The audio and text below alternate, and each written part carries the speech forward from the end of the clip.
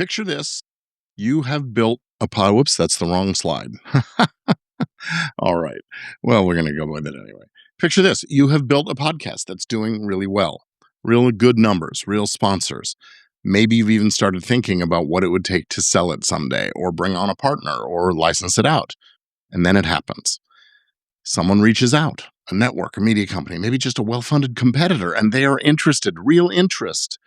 They want to talk about buying the show or investing in it or partnering with you to grow it faster than you could on your own. And that's exciting. You're excited. This is the moment, right? And then they ask a simple question. They're doing their due diligence, right? They ask, what exactly do you own here? And you pause because you've got this great show. You've got an audience that shows up every week. You've got sponsors who keep renewing. But when someone asks what you actually own, the brand, the format, the list, the rights to the content itself, you realize you've never really had to answer this question before, and you don't love your answer or lack thereof. That is not a hypothetical scenario designed to scare you. It's a conversation that actually happens to real creators, real podcasters, more often than you might think. And it happens because of a mistake that's incredibly easy to make. And almost nobody catches it until somebody else asks the question first. So here it is. Your content is not your business. It feels like it should be. It's the thing you spend your time on, the thing people know you for, the thing that shows up in your analytics every week. But content is an output. The business is what you build around it.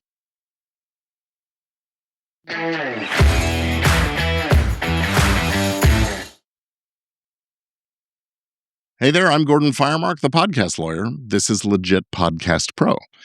Now, this show has always been about helping podcasters and other creators handle the legal and business side of what they do. And starting with this episode, we are widening that lens just a bit because the more I talk to creators, the more I see the same pattern. People who are remarkably good at making great content and remarkably underprepared for the moment that content actually starts to matter as a business. Now, there's an important issue I want to talk about today. It's the gap between how big or successful your show looks and how much of it you actually own. This is the gap that actually catches most creators off guard, usually at the worst possible moment. So let's talk about the gap and how to start closing it. Now, most creators, if you asked them, they would say that they have a podcast business or a YouTube business or a newsletter business. And in a loose sense, yeah, money's coming in, time's going out. That's a business in the same sense that a lemonade stand is a business. But when I say business in this episode, I mean something more specific. I mean a set of assets that exists independently of you personally hitting record every week. Assets that you could point to, protect, transfer, or sell. Now, content by itself isn't really one of those assets, at least not in the durable way. An episode is content, and 100 episodes is still content. What turns that content into a business is everything you've built around it. The audience relationship and whether you actually control it or are just renting or borrowing it from a platform. The brand, the name, the logo, the way people recognize and connect with you, and who legally owns that. The format and the systems behind how the show actually gets made. The agreements with anyone who touches the show, from editors to co-hosts to guests. And of course, the revenue itself, and whether it is tied to one client, one platform, or one algorithm that could change its mind about you on some random Tuesday. That's the business. The podcast is just the visible, public-facing part. This is exactly why I built the Creator Business Protection Blueprint, to help creators see clearly, a framework for figuring out what you've actually got locked down, what's still exposed, and what to prioritize next. You can find it at gordonfiremark.com/blueprint. We will come back to some of these ideas later, but for now, let's get into what this situation actually looks like in practice. Let's start with the audience. Say you've built an email list, 10, 20, 30, 50, 100,000 people, or a following of similar size on some platform. That sure feels like an asset, right? But ask yourself, do you actually own that relationship, or are you just borrowing it? If the list lives entirely inside a podcast host's backend or a platform that you'd lose access to if you were to make a switch, that's not owned, that's rented. If your entire audience only exists inside the platform's algorithm, same thing. An asset is something you control. If a platform, a host, or a policy change could take it away from you overnight, It's not yours. It never was. It's theirs, and you're a guest with it. Next up, the brand, format. Now, I talked to a lot of podcasters. They hired a designer for the logo. They hired an editor for their intro music. Maybe they even paid someone to help develop the format of the show itself. Here's a question worth sitting with. Do you actually own what you paid for? A lot of creators assume that because they paid for something, they automatically do. But unfortunately, it's often not the case. And it depends almost entirely on what the contract says or doesn't say, or whether there was even a contract at all. If there wasn't one, or if it didn't specifically address ownership, well, you might have paid full price for something you don't fully own or even own at all. And then there's the team around your show, your co-hosts, your editors, your producers, and guests who come on and share valuable insight you'd like to repurpose.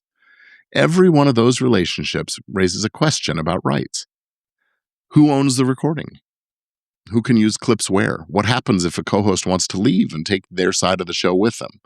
Because there was never anything in writing about who owns what.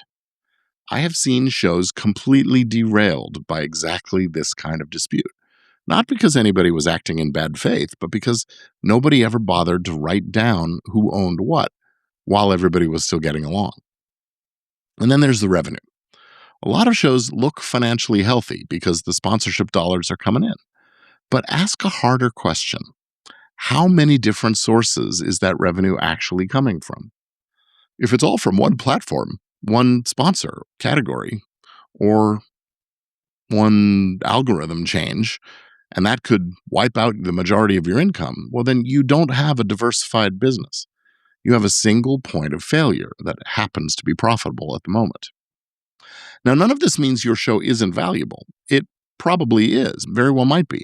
What it means, though, is that value and ownership aren't the same thing. And a lot of creators have quietly let those two things drift apart without even realizing. I think about this in terms of a rough progression that I use with my clients. It starts with the individual creator, focused mostly on growth. I call this the independent or sometimes the hobbyist or amateur. They're focused on that growth. How do I get more listeners, more subscribers, more reach?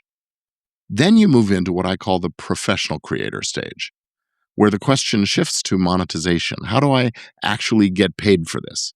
And from there, a real creator business starts to take shape. And the central question then becomes systems and protection. How do I scale this without everything always depending entirely on me? Now, beyond that is what starts to look like a media company focused on growth and licensing. How do we increase the value of what we've built? And at the very far end is what I'd call the genuinely transferable enterprise asset, where the question is about maximizing and eventually transferring that value. How do I sell this? What can we license? How do I hand it off to the next generation? Whatever.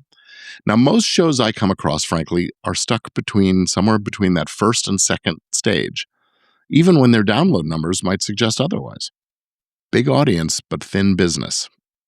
And that gap between how impressive a show looks and how little of it is actually owned or protected, well, that's exactly where creators get caught off guard. So let's bring this back to you specifically. Now, here's a question worth answering honestly. If your content stopped tomorrow, whether by choice or by circumstance, what would still exist? Would you still have access to your audience or just to the platform's version of them? Would you still own your brand, your format, your back catalog?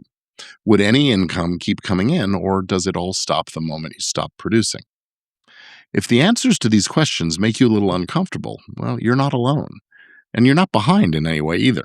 This is the default state that most creators are in because nobody sets out to build a podcast by first drafting ownership contracts. No, you set out to make something good, and then the business questions get pushed till later. The problem is that later tends to arrive uninvited, usually in the form of either a dispute or hopefully the kind of phone call I described at the start of the episode, someone interested in buying, partnering, or investing, and asking that simple question you simply wish you had answered sooner. What do you own? Well, here's the good news. None of this requires you to overhaul your entire operation overnight. What it does require is that you start treating these questions as business priorities instead of something you'll deal with eventually. Now, that might mean formalizing agreements with the people already on your team. It might mean actually reading or getting help reading the contract that you signed with your hosting platform or that ad network. It might simply mean writing down clearly who owns what in your show, even if the answer today is me, informally, because informally is exactly the word that can cause problems later on. Now, some of this, most of it, in fact, you can absolutely handle yourself, especially early on. Some of it, though, particularly once the real money or real partners are involved, well, then it's worth getting actual legal guidance on, because the cost of fixing an ownership problem after the fact is almost always higher than the cost of avoiding it in the first place. Either way, the starting point is the same. Stop assuming that a growing audience automatically means a growing business, and start asking what you'd actually be left holding if the content stopped tomorrow. Because here's the real distinction underneath all of this. Building a following is one project. Building a business is a different one.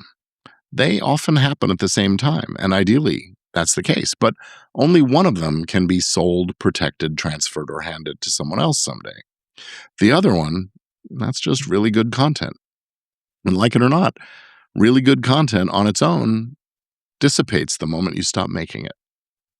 Now, in the next episode, we're going to dig deeper into what that actual business looks like once you start building it deliberately, and where most creators are leaving real value on the table without even knowing it. So, I'm Gordon Firemark. This has been Legit Podcast Pro, and I will talk to you again next time.